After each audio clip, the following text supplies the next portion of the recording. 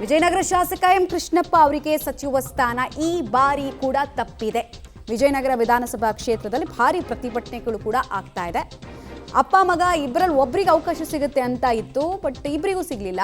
ಕಾಂಗ್ರೆಸ್ ಕಾರ್ಯಕರ್ತರಿಂದ ಸಾಮೂಹಿಕ ರಾಜೀನಾಮೆಗೆ ಮುಂದಾಗಲಾಗ್ತಾ ಇದೆ. ರಾಜೀನಾಮೆ ಪತ್ರಕ್ಕೆ ಬ್ಲಾಕ್ ಕಾಂಗ್ರೆಸ್ ಅಧ್ಯಕ್ಷರು ಕಾರ್ಯಕರ್ತರು ಆಯಾಕಟ್ಟಿನ ಹುದ್ದೆ ಅಂತಿರುತ್ತಲ್ಲ ಪಾರ್ಟಿನಲ್ಲಿ, ಸೊ ಅದೆಲ್ಲದಕ್ಕೂ ಕೂಡ ರಿಸೈನ್ ಮಾಡೋದ್ರ ಮೂಲಕ ಬಿಸಿ ಮುಟ್ಟಿಸೋದಕ್ಕೆ ಮುಂದಾಗ್ತಿದ್ದಾರೆ ಅಂತ.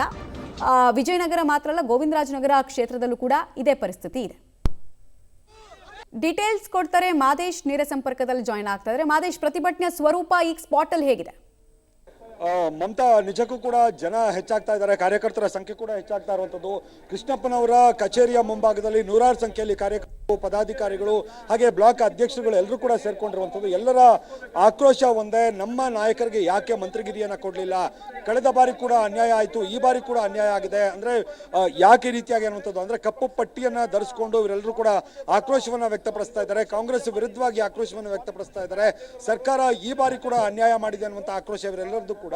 ನೇರವಾಗಿ ನಾನು ಈಗ ಅವ್ರನ್ನ ಮಾತಾಡ್ತೀನಿ. ಈಗಾಗಲೇ ಸಹಿ ಮಾಡಿರುವಂಥದ್ದು, ಅಂದರೆ ರಾಜೀನಾಮೆ ಪತ್ರಗಳನ್ನು ರೆಡಿ ಮಾಡ್ಕೊಂಡಿದ್ದಾರೆ, ಅದನ್ನು ಸಹಿ ಮಾಡ್ಕೊಂಡಿದ್ದಾರೆ. ಈಗ ನೇರವಾಗಿ ಹೋಗಿ ಕೆಪಿಸಿಸಿಗೆ ತಮ್ಮ ಏನು ಕಾಂಗ್ರೆಸ್ನ ಸದಸ್ಯತ್ವಕ್ಕೆ ರಾಜೀನಾಮೆಯನ್ನು ಕೊಡುವಂಥದ್ದು ಸದಸ್ಯರುಗಳಿದ್ದಾರೆ. ಮಾತಾಡ್ತೀನಿ ಸರ್, ಏನು ಹೇಳ್ತೀರಿ ಈ ಸಂದರ್ಭದಲ್ಲಿ ನೀವು? ಸರ್, ಈಗ ಮಂತ್ರಿಮಂಡಲದಲ್ಲಿ ಸ್ಥಾನ ಸಿಗದೆ ಇರತಕ್ಕಂಥದ್ದು ನಮ್ಮ ಹಿರಿಯ ಶಾಸಕರಾಗಿರ್ತಕ್ಕಂಥ ಕೃಷ್ಣಪ್ಪನವ್ರಿಗೆ ಒಂದು ಮಾನದಂಡ, ಹಿರಿಯರು ಕೊಡಬೇಕಾಗಿತ್ತು. ಹಿರಿಯರು ಕೊಡೋದಾದ್ರೆ ಕೃಷ್ಣಪ್ಪನವ್ರು ಕೊಡಬೇಕಾಗಿತ್ತು. ಯುವಕರಿಗೆ ಸ್ಥಾನಮಾನ ಕೊಡೋದಾದ್ರೆ ಪ್ರಿಯಾ ಕೃಷ್ಣ ಅವ್ರು ಕೊಡಬೇಕಾಗಿತ್ತು. ಇಬ್ಬರಿಗೂ ಕೂಡ ಕೊಡದಲ್ಲೇ ಇವತ್ತು ಅನ್ಯಾಯ ಸಿಗಿರ್ತಕ್ಕಂಥದ್ದು. ಇಡೀ ಕ್ಷೇತ್ರಗಳಿಗೆ ಮಾಡಿರ್ತಕ್ಕಂಥ ಅವಮಾನ ಕಾಂಗ್ರೆಸ್ ಪಕ್ಷಕ್ಕೆ ದೊಡ್ಡ ಒಂದು ಅನ್ಯಾಯ, ದೊಡ್ಡ ಹೊಡೆತ ಬಿದ್ದಿದೆ ಇವತ್ತು. ಯಾಕಂದ್ರೆ ಇಂಥ ಪ್ರಾಮಾಣಿಕವಾಗಿ ನಿಷ್ಠೆಯಿಂದ ಇರ್ತಕ್ಕಂಥ ನಾಯಕರುಗಳು ಇವರು.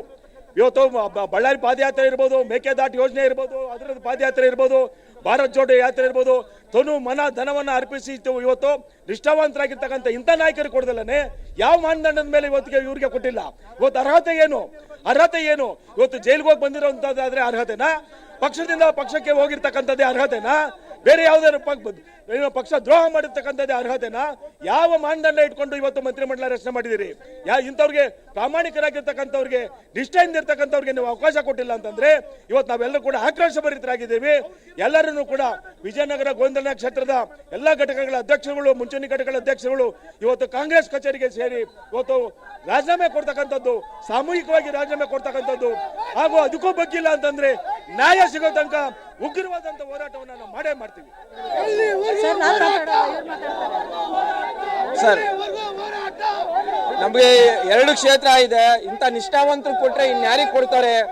ಇವರು ಗೌರ್ಮೆಂಟ್ ಇದು ಸೌಲಭ್ಯ, ಆಮೇಲೆ ಜನಕ್ಕೆ ಎಷ್ಟು ಸಹಾಯ ಮಾಡಿದ್ದಾರೆ ಗೊತ್ತಾ? ಇಲ್ಲಿ ಇಂಥ ಕೊಟ್ರೆ ಇಲ್ಲಿ ಷಡ್ಯಂತ್ರ, ಇಲ್ಲಿ ಡಿ.ಕೆ. ಶಿವಕುಮಾರ್ ಷಡ್ಯಂತ್ರ ಮಾಡಿದ್ದಾರೆ.